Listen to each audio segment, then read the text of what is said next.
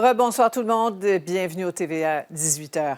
Les jours se suivent, se ressemblent à la Maison-Blanche. Donald Trump s'adresse longuement aux médias et répète sa chanson sur les tarifs. Les États-Unis se feraient arnaquer par le Canada et par le reste du monde. Aujourd'hui, il a même menacé les Européens de taxer leur vin à 200 %. Et Raymond, ces derniers commentaires n'augurent rien de bon pour la délégation canadienne à Washington. Non, absolument pas. Rencontre qui s'est terminée d'ailleurs au cours des dernières minutes, mais effectivement, sur l'heure du midi, dans le bureau ovale à la Maison-Blanche, le président Trump a dit qu'il n'a nullement l'intention, Sophie, de ramollir, de changer d'avis au sujet des tarifs que les États-Unis imposent sur le Canada.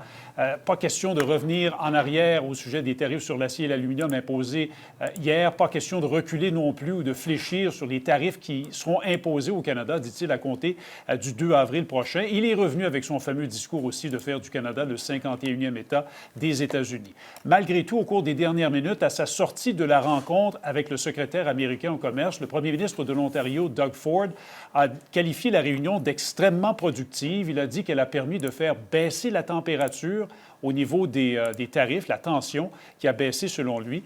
Et il dit aussi qu'une autre rencontre doit avoir lieu la semaine prochaine. We're like a family. Sometimes there's tension between families, but that was an extremely productive meeting. And I just want to thank, the Secretary for the opportunity to go in there and stay this long and communicate. We shared a tremendous amount of views back and forth, and I'm feeling very positive. Bon, cela dit, le secrétaire au commerce, M. Lotnick, s'est plaint des contre-tarifs annoncés hier par le Canada.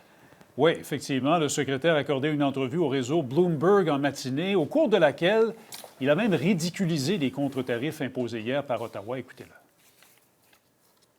They put a tariff on sports equipment.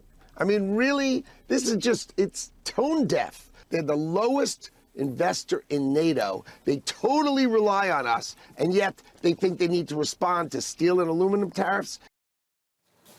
Donc voilà, mais malgré tout, selon Doug Ford, la réunion s'est très bien déroulée. Il y aura une autre réunion, selon le premier ministre de l'Ontario, la semaine prochaine. On attend au cours des prochaines minutes, Sophie, le compte-rendu des ministres canadiens qui ont participé à la réunion, c'est-à-dire Dominique Leblanc et François-Philippe Champagne. C'est ça, on ira en direct d'ailleurs. Merci beaucoup, Raymond. Je vous en prie. Chez nous,